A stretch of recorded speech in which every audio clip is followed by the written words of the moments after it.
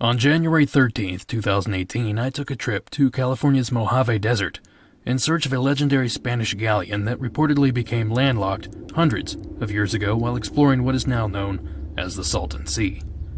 Native legend tells of the ship's arrival, and dozens of settlers have reported finding pieces of the ship, but to this day, its whereabouts are still unknown.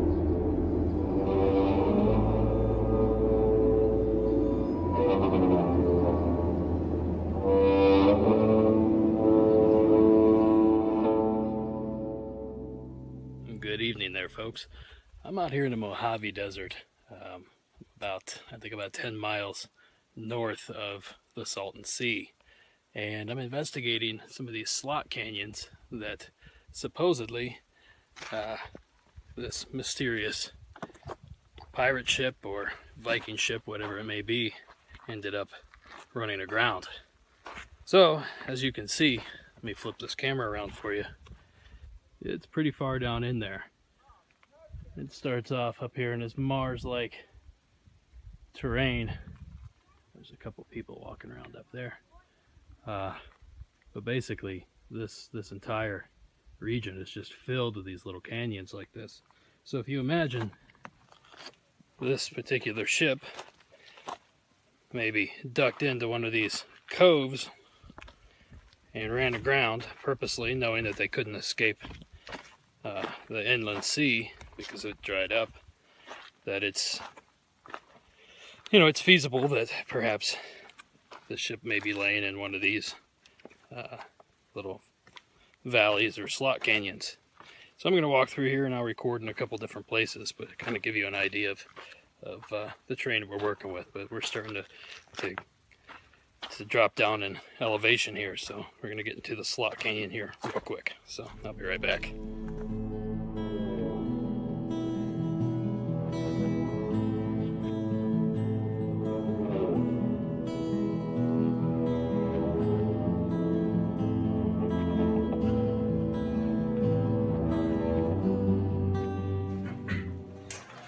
A lot of this canyon is only accessible by ladder. This one's a good almost 20 feet down.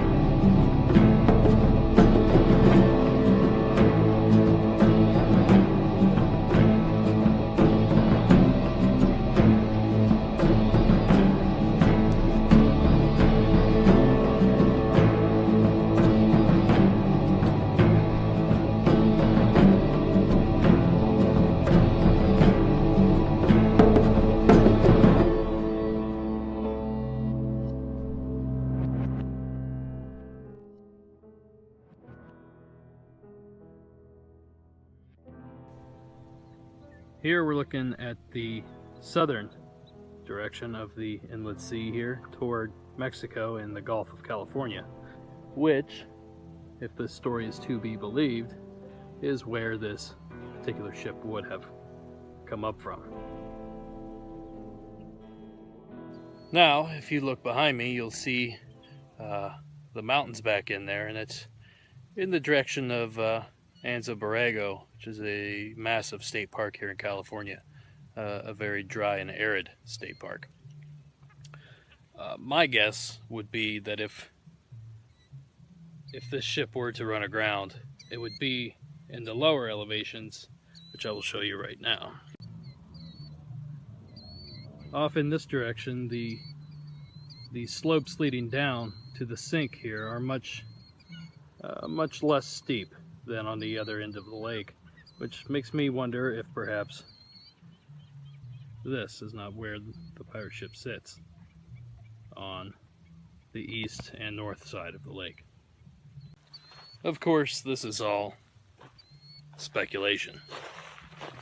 The chances of the ship coming up through here are slim to none, and I don't know that there is any evidence that this region was flooded in the 16 and 1700s. But then again, I wasn't here then, and I'm also not a geologist or anthropologist or any ologist. I'm just an idiot with a podcast. So I love the story. I think it's extremely intriguing, and from what I understand, this supposed ship is either a Viking vessel or a Spanish ship.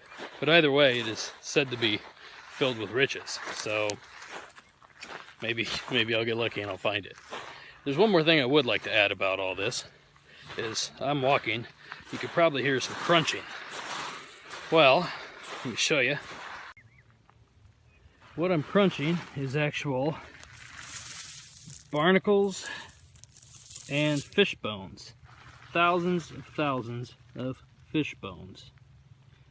The fish in this lake, tilapia, is about the only thing that survives here anymore due to the salinity, die off in mass in the millions due to irrigation runoff, and their dead carcasses wash up on the beach and create this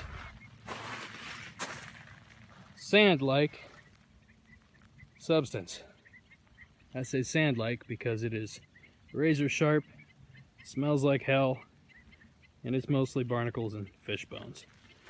That's one of our culprits right there. So this is the first of many visits I'm going to make in regards to paranormal hotspots, sighting locations, strange, unusual, natural formations perhaps. Anything that I think you guys might be interested in, this is the kind of content you're going to get. I'm going to do my best going forward to do some heavy research and do some scripted stuff so there's less ums and quiet spots like this. So, until next time.